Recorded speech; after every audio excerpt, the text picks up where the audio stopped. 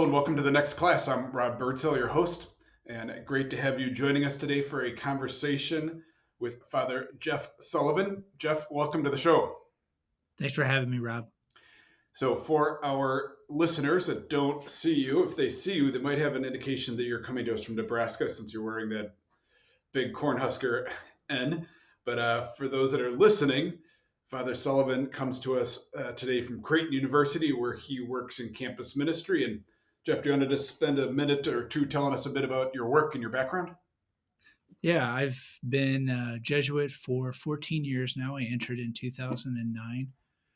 And my Jesuit journey has kind of seen me kind of all over the place. Actually, in fact, before I became a Jesuit, I spent time working at a law firm in Milwaukee as a paralegal. I spent time as a teacher in Ecuador, working with shoe shine kids Were at you at, the Center for the Working Family. yeah, And sure. Did you ever know Jeff Thielman? I've met him once, just once. Yeah. Yeah, he's got a great book, and I worked with him, and great stories from the Working Boys Center. Yeah, so that was a very formative place for me. And then since being a Jesuit, I've worked at Loyola Academy on the North Shore of Chicago, did my studies at Loyola University and the Jesuit School of Theology. And now I'm working in campus ministry as the assistant director for campus ministry and our retreats coordinator. So I get to do a lot of great work actively in retreats, but also a lot of spiritual direction and spiritual counsel with students and colleagues across the campus. It's great. That part of your job is what we'll be talking about today. But for our listeners, we've been talking about spirituality and the spiritual CEO this year, and have been privileged to give this talk to a number of dioceses. And we were invited to give it through FACS Education Management, and 165 school leaders signed up to hear this talk on spiritual leadership. And what it shared or showed me was there's a hunger and a yearning for spiritual guidance for Catholic school leaders. I shared with Jeff when we were preparing for this that we did a survey of 65 Catholic school heads, and only 17% were receiving regular and ongoing spiritual direction, but 98% would like to be.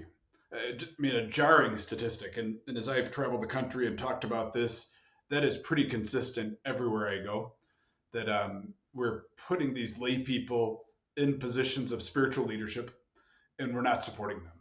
And many of them don't even know what spiritual direction is. So, actually, I was in a conversation last week at the Diocese of San Diego where somebody said that. They're like, I don't even know what this is. And I'm no expert in it. So I turned to my spiritual director, and he referred me to Father Sullivan, who is kind enough to join us today for this conversation about what spiritual direction is. So at the end of this podcast, in the next 20 or 25 minutes, we hope to give you some answers to that, what it looks like, why you might do it, and some resources to help you as you lead your school and think about spiritual direction. So with that, Jeff, what is spiritual direction?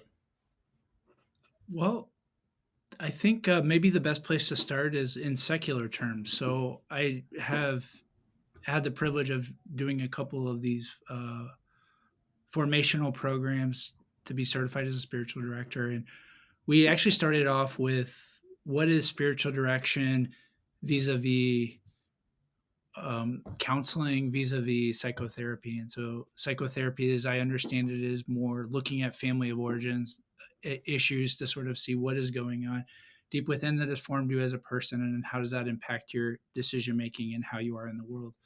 Counseling would be more I'm in a place of crisis or trauma or grief, and I'm trying to negotiate myself in that place.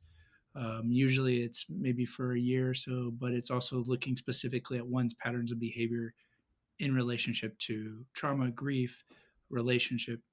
Spiritual direction can oftentimes seem like it's in that same vein of care for a person, but it's very distinct. It's very distinct. But it will look a little bit like that, like counseling or psychotherapy in the beginning, because you meet with a spiritual director and it's just you and that person in the room. And uh, the onus, though, and it might look at your patterns of behavior, your emotion, your affect, but it's really to communicate where is God in your life and where is God present and what does your relationship look like with God. And I oftentimes tell people when I start spiritual direction, especially students will come to me looking for spiritual direction, but they don't really know what that is. And I think sometimes they're looking for spiritual mentorship. Oh, here's an older person that seems like a guru and is wise and knows how to live the Christian life. Or sometimes they're looking for counseling, but they're a little uh, afraid to go to a counselor, so they'll seek the spiritual counsel of a priest. But I often tell people that it's almost like going to marriage counseling, which I obviously have never done as a Catholic priest. But um, the spiritual director will oftentimes invite the directee, the person in the room, to directly communicate with God. And if they're not communicating, to help surface what are the things that are resistances or obstacles between them communicating. And if there are things that are going really well, to savor what's going on in that relationship in the same way that a marriage counselor would do that. If there's something of challenge or an obstacle within a relationship, to get the spouses to talk to one another. And if there's something worth lifting up and savoring, that's the place where we should deepen and rest and abide. It's interesting, Jeff, when you're talking about that, I'm reminded Father Creed taught me a skill in in prayer of a two-way journal with God, which was hard. That was hard. The Yeah. first few times where you write your thoughts or reflections to God, and then you respond as you think God is responding to you in that moment. That's right. Um, Challenging but powerful. Yes. Yes. And oftentimes when people who are kind of new to the spiritual life, or even myself, I've been praying in this way for 14, 15 years. Oftentimes we come talking about how we perceive God or what our relationship with is with God, but relationships need two people. And one of the methods or tools that Father Creed and Jane Furton, who's a Dominican nun out in California, that they taught me was actually to let somebody unpack, tell the story, describe what's going on, describe what's happening in your spiritual life, describe a moment when you're with Jesus, and then as you're describing it, then to stop once you fully mind that experience, to then go back and then how is God looking at you as you're looking at that moment? How is God savoring you? And it's amazing because oftentimes you'll see people say like, "I bet God would be angry. I bet God." And then we ask, "Did you ask God, or have you talked to God about this?" And oftentimes, the way God perceives us and the way we perceive ourselves are very different. And God oftentimes does with great compassion. Now we know that in our mind, but to actually feel that and experience that is very different. And so, as a spiritual director, to really hold that person in front of God. This is a really crass image, so you can delete this out if it. But um, you know, I oftentimes tell people, when you're potty training a dog, I didn't know this, but somebody told me you actually hold its nose in the urine to like get it to stop doing it. Um, uh, Now that's pretty visceral, but I think like the image I have is sometimes we want to turn away from God. We don't want to look at God. And I think holding the director will hold the person in front of God, not to aversion, but rather like we too often don't want to stay and remain with God. We think we know what God is telling us and we run away. And as a director, to keep holding that person in front of God and let God love them or God challenge them, etc. That's great. And I've heard from a number of school leaders that um, they're intimidated or what we don't know we're afraid of. Could you talk a little bit about like what it looked? I mean, you mentioned your meeting with the spiritual director, but how often, how long, what Great.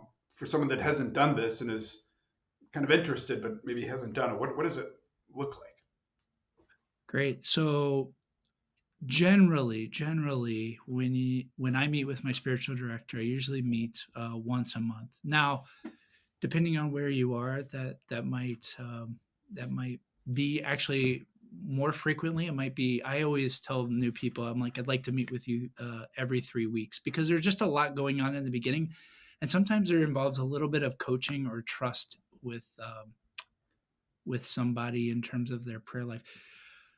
in working with younger students, people will often say young people just don't know how to pray, and I actually disagree. I think young people know how to pray and they know how to name an experience of God. They can articulate where they felt it in their body, lightness, letting go of shoulders, a welling up.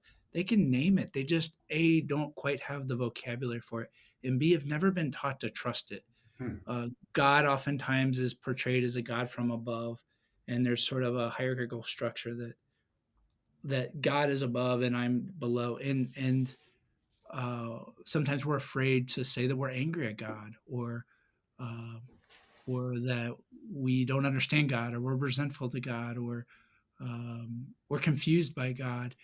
And I think so. Sometimes thinking that we're not able to have a relationship with God, and I think also being taught that we can't trust our experiences of prayer because they're not mystical. They're not like Saint John of the Cross or Teresa of Avila, that it has no value. And I actually think that's false. I think that we haven't done a great job of inviting people to trust their prayer. So, anyways, so the first couple of times it might just be about the director and the directee feeling each other out, and so meeting every couple of weeks, once a month, and it's usually about an hour. And during that time, it really is. I think for me, the strongest directors are people that are going to ask you about your encounters with God. They're going to ask you about your encounters with God, and they're going to ask you to describe. Now, sometimes people will be resistant and they'll say, "Well, I haven't been praying, or I'm too busy, or I haven't been able to get to church," and so they equate sitting in prayer or reading scripture or going to mass as prayer. And if they haven't done those things, that they've failed. And so there's already this setup that I Hmm. failed, or I'm not good enough, or I'm not doing it right. And I actually will invite people to say, "Well, tell me a moment when you felt joy or love or laughter." And then they can name that right away. And then I'm like, paint the scene, just describe everything. And at times they'll think I'm crazy. I'm like, "Tell me about the sky. Tell me who was in the room. Tell me what it smelled like."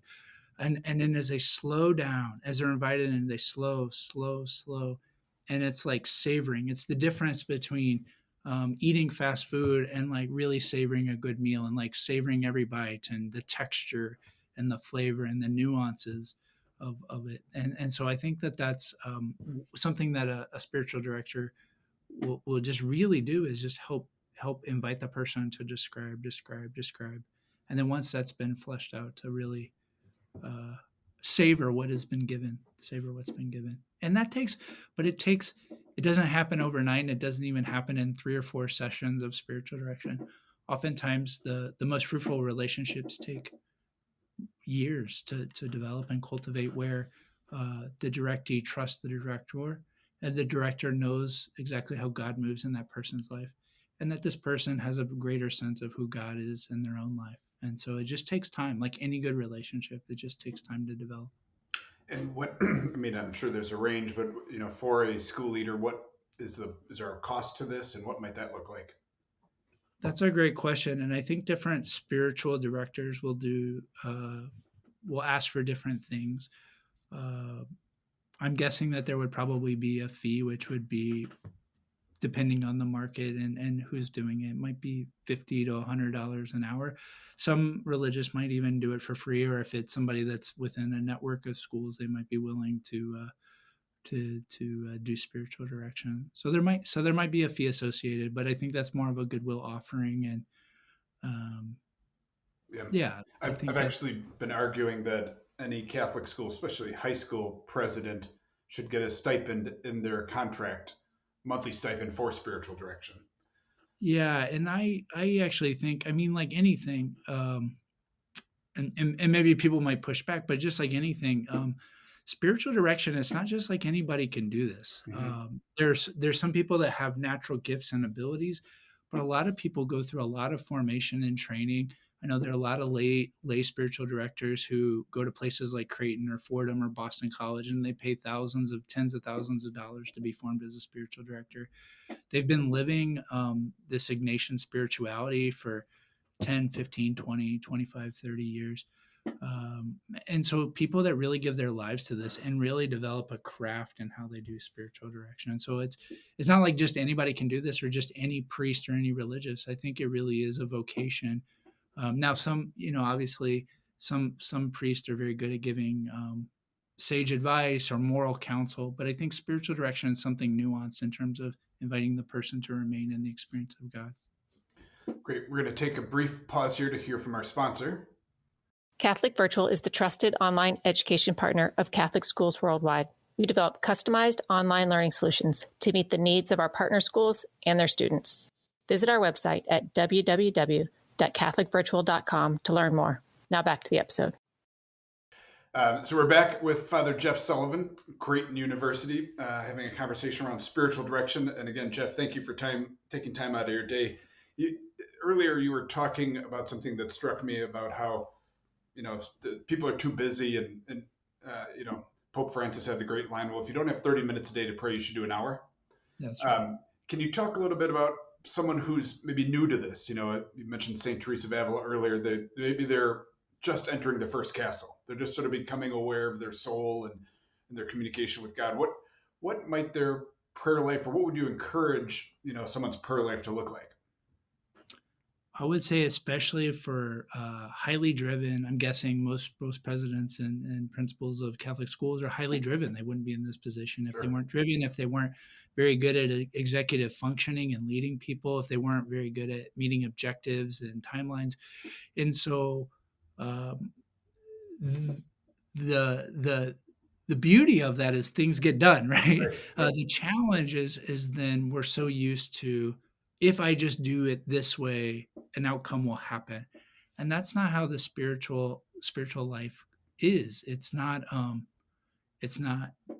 input, output in that same way. In fact, the spiritual life is one of receiving. And oftentimes when we come to prayer with our own agenda or expecting something to happen, that's when we get disappointed, because prayer is really us being in the driver's seat, driving the car, and we're just expecting God to be a passenger, and saying, God, where are you directing me? Where are we going? Yeah. But you're the one holding on to the steering wheel. And I would say, in fact, in prayer, we just get in the passenger side and we let God drive. Now that's a nice metaphor, but how does that in practicality? And I think receiving, like looking at moments of receiving, like I said, like a moment when you were with a parent at a school and felt a moment of challenge or compassion. Maybe that's a moment to receive and to go back into, or a moment when a student did something really great to lift up, to like go and receive the gift as opposed to controlling, or I did this. And the same is true of prayer. Oftentimes we want to, if I read this scripture passage about peace, then I should feel peace. Maybe that's not what God's inviting us to. Maybe God's not actually inviting us to peace, but to be in the friction or the conflict, just like Jesus was. And so that's a challenge. And so I would just say, to distill that into one thing, Rob, I would say being gentle and being patient, which might be two of the hardest things for executive-minded people. No, you're right. These school leaders are incredibly talented. That's how they got to be the president or the principal, and they're driven and they work ungodly hours. So when I was leading the Cristo Network, I often thought my life is prayer. We're opening schools for low-income kids. They're all going to places like Creighton and Marquette. So I felt my life was prayer until we had a family crisis. Not to get too personal, but all of a sudden I was like, hello, I need a little help here. And I didn't know what to do. And you know what I actually did is I Googled Jesuit prayer. And kind of going back to my training as a young man at Marquette University High School, and in your Creighton University's online resources came up. And unbeknownst to me, I began the 19th annotation, which for our listeners is the sort of the modern adaptation of the spiritual exercises of St. Ignatius from 500 years ago, but adapted for modern times and especially lay people that can't do a 30-day retreat. And I mentioned this to Father John Foley, the head of the Cristo movement, and he said, we've begun the the 19th annotation. I said, okay. He said, well, you need a spiritual director. I said, well, I don't want to do that with you. And he goes, well, I don't want to do it with you either. Yeah. And that led me to Father Creed, who now 10 years later has been an incredible friend and resource. But do you have comments, Jeff, on many school leaders, or their lives are prayer, and that is authentic. But I found, and maybe it's just me, that I need daily prayer to truly see God's movements, to listen to God's movements. I need that time where I'm not in the driver's seat. And could you just comment on that for a school leader? Again, these guys are so busy and these women are so busy. What can you speak to that? And I think maybe this is for a whole other session or a whole other podcast, but I think it was something you said to me, Rob, is that oftentimes many people have gotten to their role as president or principal of a high school by doing school really well. They know how the dynamics of a school environment work and meeting objectives and logistics and running it like a corporation. But the shift when you're leading a Catholic school is to see oneself as the primary function of the president or principal of a Catholic school is to live out the gospel values, which means to imbue God and to let the Holy Spirit lead and guide and to be an advocate for what God is doing. And that might even mean looking like being a pastor of the community. And oftentimes in many Catholic schools, there isn't a priest that's coming in regularly. There isn't a spiritual leader. And so the spiritual leader of the school has to be the principal or president of the school. And even as a layperson to live that out. And so if you take your role as pastor, as of the school seriously, then prayer is significant, is essential. It is essential to leading a Catholic school. And a couple ways in which I can think just practically is a practical way is you're the leader of the school and you create the content and the ordo of the day. So do you build in prayer in the school, and do you actually pray with the students? And I've been at schools where I've seen that work magnificently, where the president or principal was clearly a person of prayer, led the school in prayer, and prayed themselves. Like you could tell in the way in which they read the words and called us to silence. They actually prayed it. And I've seen others where it was almost like lip service, like they didn't feel comfortable, they didn't feel at ease. And so I think you can't lead a community in prayer until you yourself have prayed and are at ease with that God that's inviting and leading. And so I guess my advice, certainly there's practicalities about praying each day, but I think it's also a shift in posture that I see myself as a spiritual leader of the community, and God has invited me into this place. And that requires that I do daily prayer in the same way that as a retreats coordinator, leading students on retreat, how can I lead students in prayer if I myself do not pray? How can I lead them in prayer if I do not pray? Well, a symbolic gesture of that, last Holy Thursday, after meeting with Father Creed, I went over to Madonna de la Strada for the Holy Thursday services.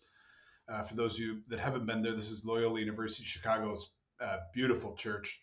And I entered through the lake, where I am, Jeff, and very crowded. It's great to see the place packed. And I saw all the Jesuits up on the altar with their albs and going through the service. And at some point, a guy maybe a little bit younger than me came in a sport coat, and then I kind of lost him in the crowd. And as you know, the service ends rather abruptly and everybody leaves. And so I text another Jesuit friend of mine. I said, who's the guy in the sport coat? And what was he doing? And he said, oh, that's the new late president of Loyola University. And he was washing the feet of the Jesuits. And I just stopped. And I was like, I can't think of a better image of the bent over Christ-like lay leader than washing the feet of the Jesuits, the owners of the university. And it was his idea. He came to the presider of the Easter services and he said, I want to be involved. And they said, what do you want to do? He said, I want to wash the feet of the Jesuits. Yeah. And everyone in that community, students, faculty, alumni, they see him now as the spiritual CEO of that school. Yeah. It was remarkable.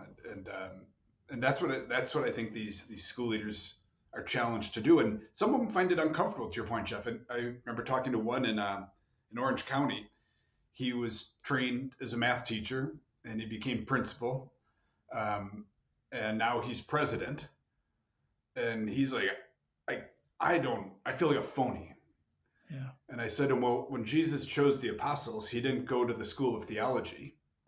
He Yeah. chose a tax collector who ended up writing one of the most important gospels. And it clicked for him. Like, oh yeah, Matthew is a math guy like me. And now he's out preaching.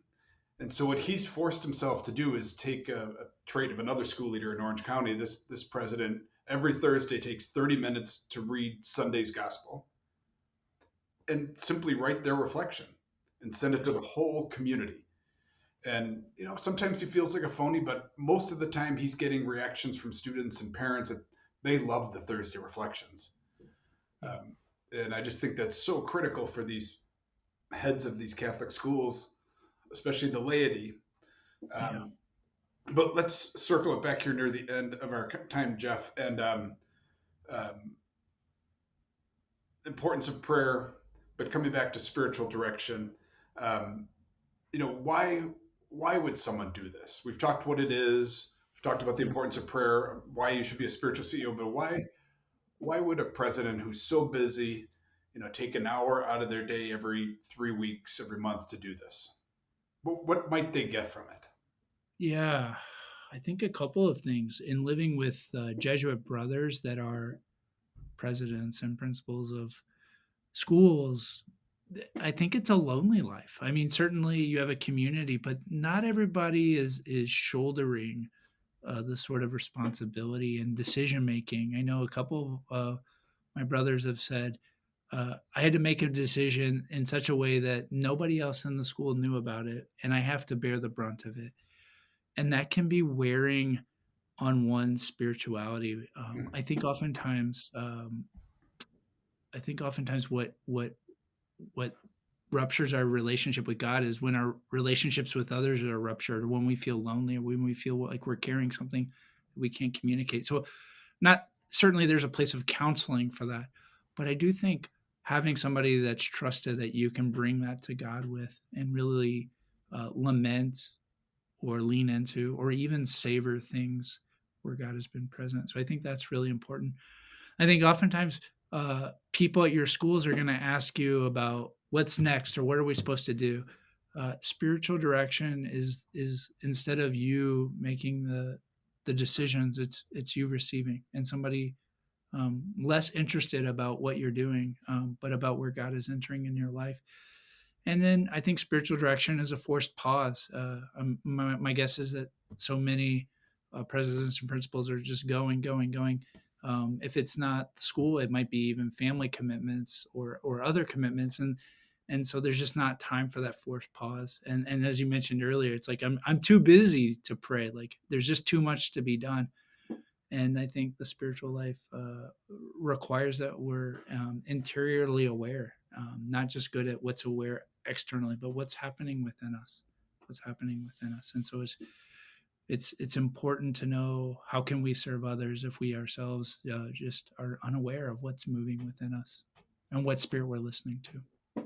I think that's great, Jeff, and I think um, if they're going to lead these schools, spiritual direction and prayer, they can listen to the Holy Spirit and where are they taking the school? That's right. This is,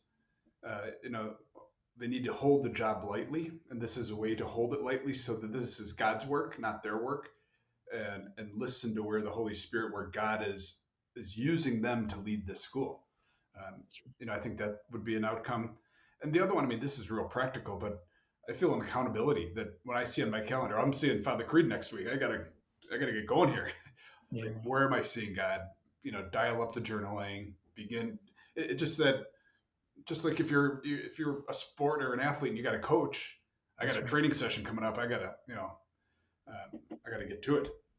That's right. So, in conclusion, Jeff, hopefully this has turned some people on to think about this and consider spiritual direction for themselves. Where would they turn? Where would they even begin to look for a spiritual director, and what resources might you suggest for them? This is a challenging, I mean, a good but also challenging endeavor. Oftentimes, certainly, I recommend Jesuit schools, Jesuit communities. But not everybody has access to Jesuits, and not every city has a robust number of spiritual directors. There's certainly I've certainly talked to priests. There are other orders that do great work of spiritual direction. Um, Certainly there are different spiritualities: Benedictine, Dominican, Franciscan, and so those also are important about how what charisms are important to us. So finding orders that do that. Talking to religious, talking to priests, asking what they know. Sometimes dioceses will offer resources as well. Um, Going online and searching, there's spiritual directors international, that can be secular or specific or more general. But in terms of Catholic, I think there's certainly people within the diocese that should be able to point to. I don't know, Rob, what your experience of finding and looking for directors. Oftentimes it's word of mouth too. Yeah, Like, that's how I I know a found. guy who knows a guy who Yeah, knows a guy, yeah, kind of thing, and it's like a good mechanic. And yeah. so that can be hard too. Is like, What, how do you?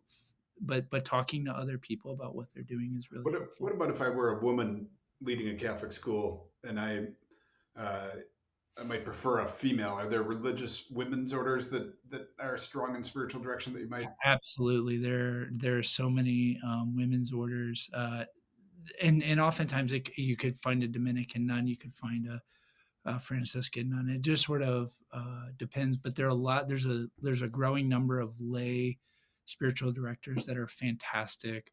Um, yeah, and those that are mothers and grandmothers and know what it's like to balance the spiritual life and the married life and the family life and the professional life. So there are people out there. It can just sometimes be hard, and it can also be hard uh, to articulate if you're new to spiritual direction. How do you know if somebody's a good fit for Right. you?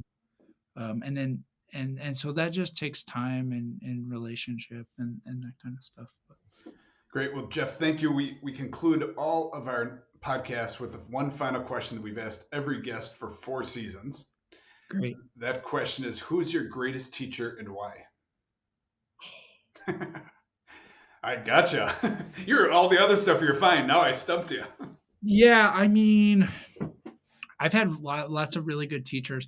I think you've mentioned Bill Creed and Father Bill Creed, who that's our connection point, Rob's connection point of mine. And he was the guy that when I was a young Jesuit and I was trying to figure out my role, what's my role in the Jesuits? Everybody seems smarter than me or better than me. And Bill took a chance on me and was like, Sully, I think you got gifts for spiritual direction. And that meant a lot because if you know Bill, he's not an easy person to please, and he's very particular. And he saw something in me, and I think that gave me motivation and courage to hone this gift that I believe that I've been given and have continued to cultivate over the past 10 or so years. And so he's been a real mentor for me. That's pretty cool because Bill is really the instigation of a lot of this work. These talks all began when another president of Jesuit high school, ironically a layman, and I did an internship with Bill last summer, a year ago, so in 2022, in spiritual direction. And it just got us thinking, like, there is such a gap in Catholic education around this. And Bill has been just the quiet force behind it. And I love that he recommended that you come on the podcast and talk about this. This has been a wonderful conversation, Jeff. I've thoroughly enjoyed it, just like our first one. And, I think we will definitely, hopefully, get you back on here next season, if not sooner. So thank you for your time and blessings to you and your great work. Thank you. And thank you to this ministry. What a great gift to the church and to its leaders. It's awesome. So thank you. Great. And thank you all for joining us in the next class. We hope you enjoyed today's episode with Father Jeff Sullivan from Creighton University. And please like and share this podcast. We are in season 4, but we are still new to this. So share this with your friends and family if you enjoyed it. And hope you all have a great day and hope you join us in the next class.